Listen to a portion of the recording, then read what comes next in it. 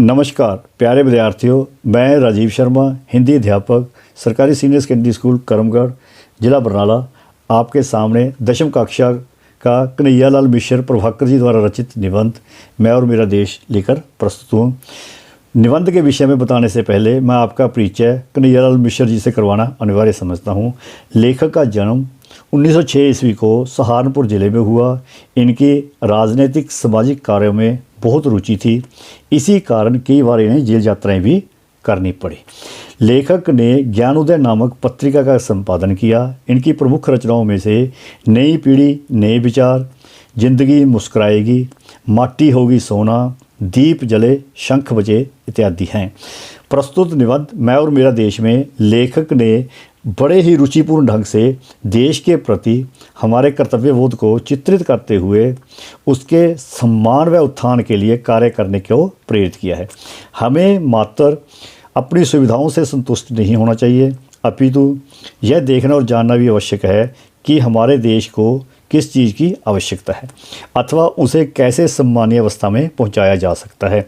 लेखक ने कुछ रोचक घटनाओं द्वारा इन सभी बातों का वर्णन किया है। आओ हम लेखक द्वारा प्रस्तुत इन छोटी छोटी घटनाओं से इस निबंध मैं और मेरा देश को समझने का प्रयत्न करें। लेखक कहता है कि वह समझने लगा कि वह अब पूर्ण हो गया है, अर्थात बड़ा हो गया है, दूसरों के काम आ सकता है।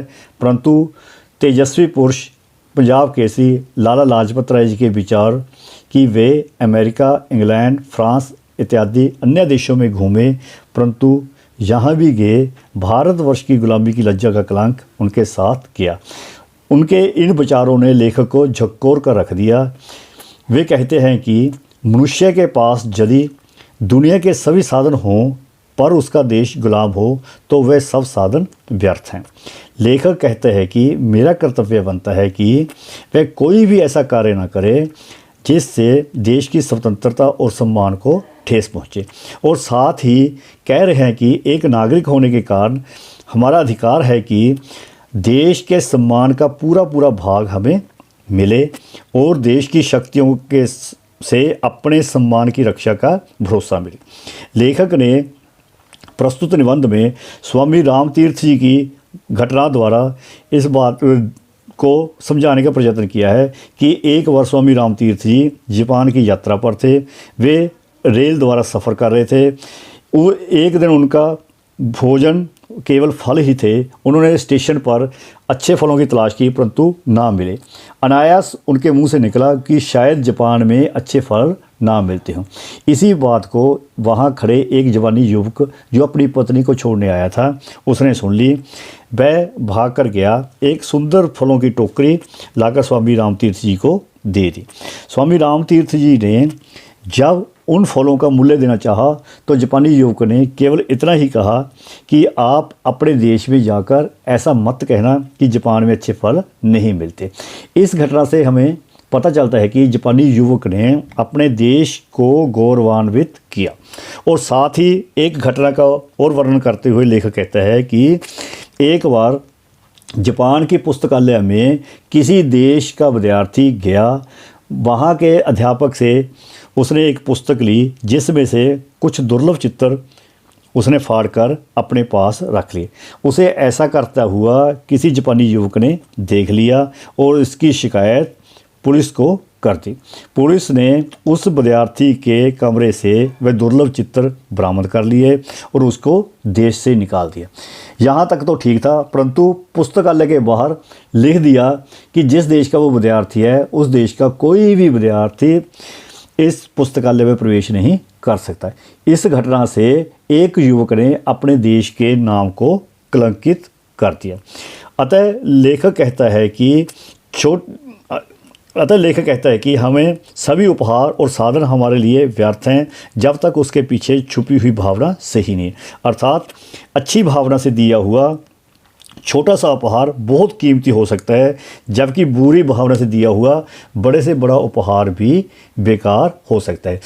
इस घटना को लेखक बता रहा है कि एक बार तुर्की के राष्ट्रपति कमाल पाशा का जन्मदिन था। सारा दिन पूरा जन्मदिन मनाने के बाद वह आराम करने के लिए चले गए तो शाम को एक गांव का वृद्ध आदमी हाथ में 2 मिट्टी की छोटी छोटी हंडियां लेकर जिसमें पाव भर शहद था आया। सचिव ने कमाल पाशा जी से उसको बुलवाया तो कमाल पाशा ने उससे बड़े प्यार से वो हांडियाँ ली, एक उंगल शहद की अपने मुंह में डाली और दूसरी उंगल उसके बुजुर्ग के मुंह में डाल दी और साथ ही कहा कि आज सबसे कीमती उपहार मुझे आप द्वारा दिया गया शहद ही मिला है। इस घटना से बेशक शहद कोई कीमती नहीं था, परंतु उसके पीछे छुपी हुई भावना ने उस शहद के उपहार को बहुत ही महान बना दिया। लेखक आगे अपने निबंध में कुछ प्रश्नों के माध्यम से बताना चाहता है कि हमारे देश को शक्तिबोध और सौंदर्यबोध की बहुत आवश्यकता है।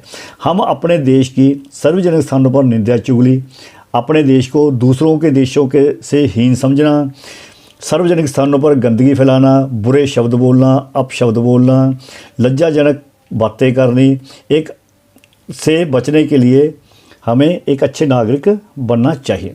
अंत में लेखक देश की उच्चता और हीनता की कसौटी बताता हुआ कहता है कि जिस देश के नागरिक उत्तेजक नारों, प्रभाव व लालच में आकर अपने मत अर्थात वोट का प्रयोग करते हैं वह देशहीन है।